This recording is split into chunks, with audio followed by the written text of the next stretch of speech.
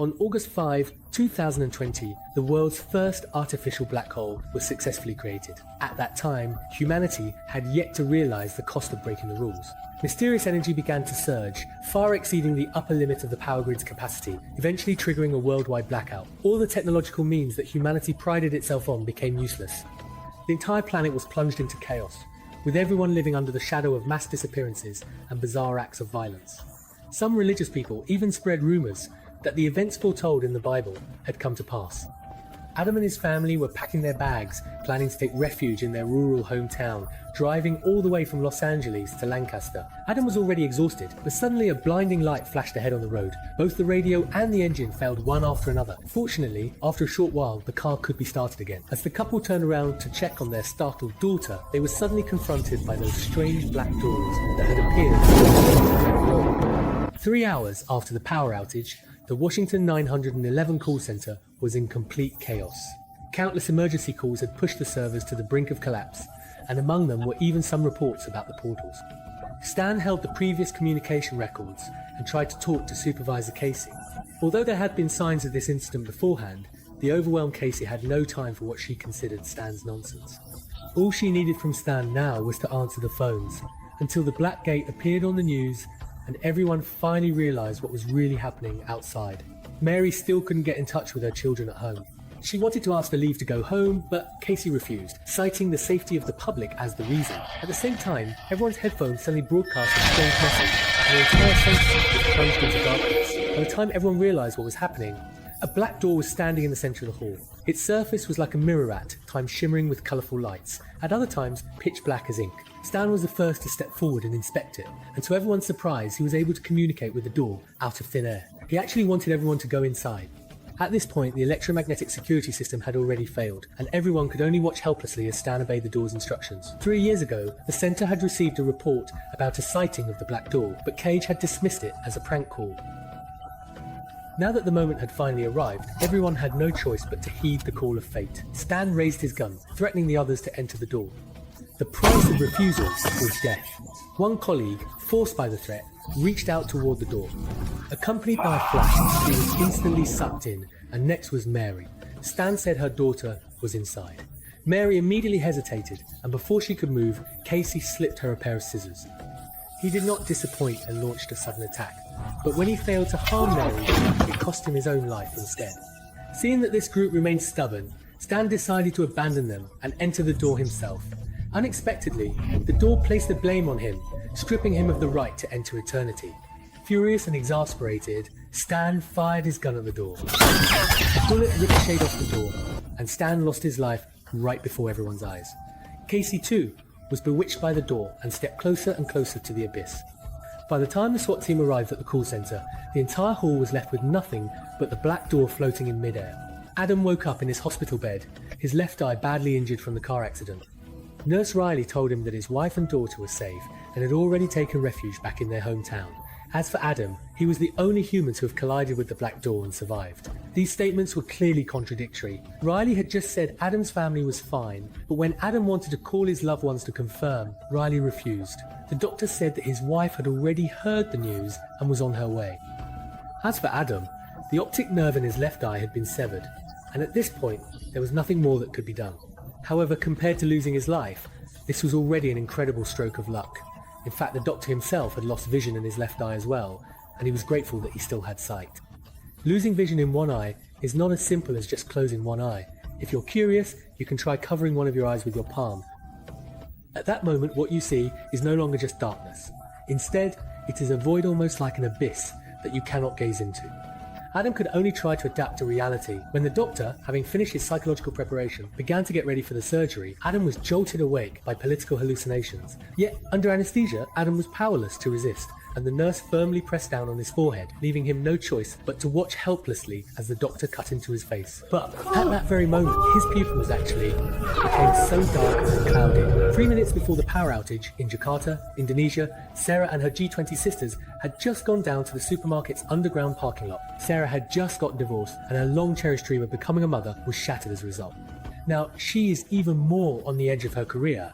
This could be considered the lowest point in her life. Meanwhile, her younger sister, who has always had a smooth life, is successful in her career and is now pregnant, about to step into marriage. Because of this, the two sisters have been arguing endlessly. Suddenly, they are engulfed by a thick darkness, and all the cars in the parking lot start blaring their alarms out of control.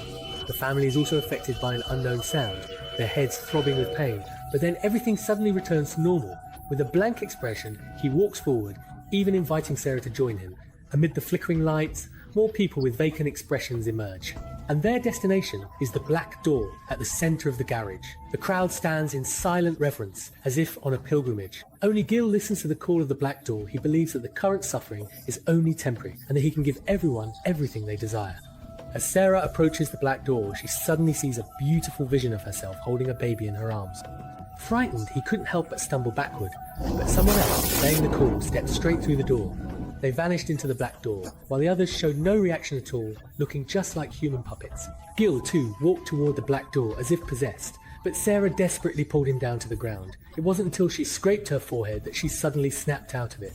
A mother even pushed a stroller into it. She regained consciousness in the middle of her baby's cries and, without hesitation, rushed toward the black door. But she was blocked by the blinding light at the door, hitting her head so hard that she started bleeding.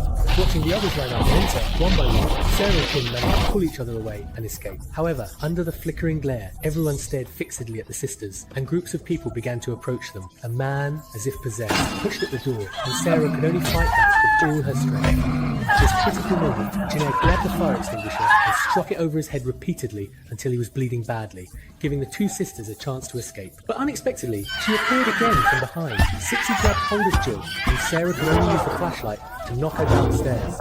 The two sisters ran for their lives, cautiously evading the pursuers behind them. A man, affected by some unknown force, began vomiting blood uncontrollably right in front of Sarah. Jill also lost consciousness again, her eyes rolling back as she repeatedly banged her head against the car. Sarah had no choice but to painfully break her sister's index finger, and, incredibly, this actually woke Jill up. Overwhelmed by the excruciating pain, Jill was left completely drained, but she still managed to smile and reassure her sister with the word once. Even so, Sarah still refuses to give up on her sister. She can only avoid their grieving mother, quietly sneak into the car to help her sister into the house, and then closely she appears outside the car. She grabs the stove cover and smashes the car window with all her might. Now Sarah immediately crawls out from the passenger seat. As her sister tries to climb out of the car, Sarah slams the door shut, trapping her and splattering fresh blood all over the door. Shocked and terrified, Sarah quickly drives off with her sister. Just as the two get into the car, a man suddenly tries to block their way with his body, and the crowd behind them, as if possessed, follows relentlessly, looking just like a horde of walking corpses.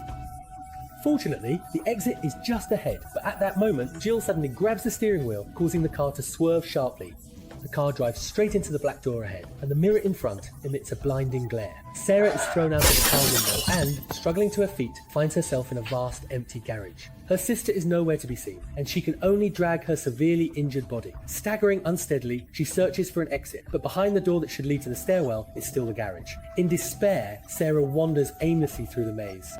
She unexpectedly finds her sister appearing before her, cradling a baby in her arms. Like a saint, her sister hands the child to Sarah. At this moment, the shoulder armor no longer matters. What matters is that you will gain lasting happiness. Streams of light sweep across the black door again and again. Her goal is still far from being achieved. Meanwhile, Adam, now awake after surgery, is being questioned by the nurse. The hallucinations in his mind had vanished, and even more astonishing, his left eye had actually regained its sight. The nurse simply attributed it to the surgery. Additionally, his wife had called to apologise for a last-minute schedule conflict, but she would be arriving soon. Yet suddenly, Adam heard his own voice in his mind. "They're lying to you." Realising what was happening, Adam immediately demanded to know why he wasn't allowed to see his family, but the nurse only responded with even stricter orders. Confused and locked in his room, Adam, driven by overwhelming curiosity, unwrapped the bandages, struggled to move his stiff muscles, and opened his eyes slowly to see pitch-black eyeballs. In the mirror, his own reflection gave him a bizarre, sinister grin. Seeing this, the doctor rushed in to stop him, explaining his eyeballs as a new type of prosthetic. But Adam wasn't a fool, he could sense the reality of his eyes. During the doctor's examination, a voice in his mind kept tempting him, saying it could reunite Adam with his family, but only on one condition: an eye for an eye.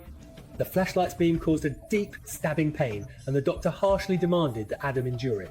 Under the light, his eyes emitted a dazzling glare like a black gate, but the voice in Adam's mind urged him to take action. Adam shoved the doctor away and then landed a solid punch.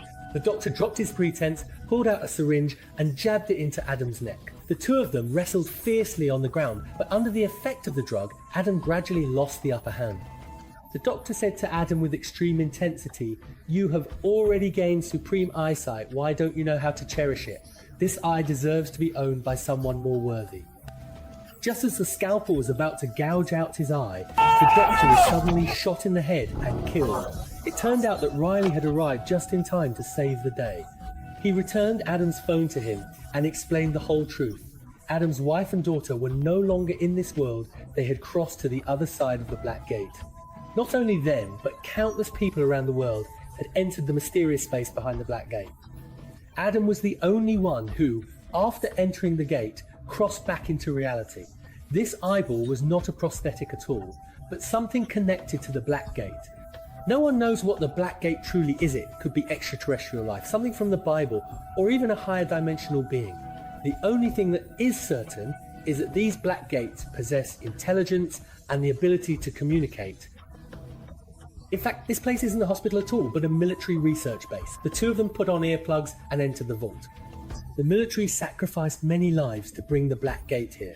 By decoding the origin of its emitted high-frequency radiation, they concluded that it can actually present different conditions based on each person's deepest desires, all to tempt people into entering it. But no one knows what price must be paid for having their dreams come true. In order to uncover the truth, Adam had no choice but to risk approaching the Black Gate. Instantly, a dazzling dark golden light appeared on its surface. The moment Adam reached out his hand, the intense radiation caused both of them excruciating pain. The person he cared about most collapsed through, their heads slamming down, and blood splattering all over Adam. Overcome with emotion, Adam stepped into the Black Gate without hesitation. In the previous timeline, he was in the middle of a wheat field, with the Black Gate having already vanished behind him. As Adam groped his way forward, he suddenly passed through the door of a convenience store and found himself in a prison. There, in a cell, was his Shikigami with its throat slit. In the distance, he could hear his daughter's voice. Adam hurried to look for her, only to once again cross over and return to his own home. He thought the figure before him was his wife, but the person replied that was her mother's name. She was actually his daughter, now grown up. However, upon seeing Adam covered in blood, she turned and ran into her room. When Adam followed, he saw only his own reflection in the mirror. The other party invited him to sit down and proposed a grand deal. They needed to observe the world through Adam's eyes. In return, Adam could live happily with his family here. The price of leaving, however, would be losing his life. To put it more bluntly, if he chose to stay, he would have to give up his other eye. If he chose to leave, his original glasses would be returned to him, but returning his eye overnight would be the cost of everything. Torn and helpless, Adam fell into an indescribable hallucination. When he awoke, he found himself outside his own home, with his wife and daughter waiting for him inside. All he had to do was put his glasses back on to obtain the happiness he most desperately longed for. But at the final moment, Adam gouged out both of his eyes with his own hands because the Black Gate only wanted his eyes. He stubbornly refused to choose the reflection in the Capitol. Amid his heart-wrenching agony, a dazzling, blinding light flashed. After that, a new reality took hold. Riley led his wife and daughter toward the hospital room, where Adam, now blind, awaited them. At last, the family was reunited, but the Black Gates across the world had not disappeared. 3 months after the blackout, in a park in Liverpool, England, two scientists were about to undertake the most daring experiment of their lives. After countless calculations, they actually managed to capture the transmission pattern of the Black Gate. As James established a quantum communication link, Anna resolutely stepped into the Black Gate and, astonishingly, instantly crossed over to the laboratory where James was. Eagerly, he prepared to take James into the second phase of the experiment, and together, the two of them attempted the reverse traversal. James nervously stepped through the gate and, as expected, appeared inside the park. However, when Anna followed right after, her face was covered in black blood, and the Black Gate behind her radiated a dazzling light, emitting a powerful pressure that forced James to the ground. Gently holding her chin, Anna revealed a terrifying truth. As she gently pressed with her index finger, James's entire mask eerily melted away and vanished. Covered in blood, Anna proclaimed the unfinished ending to the whole world. The film ends here.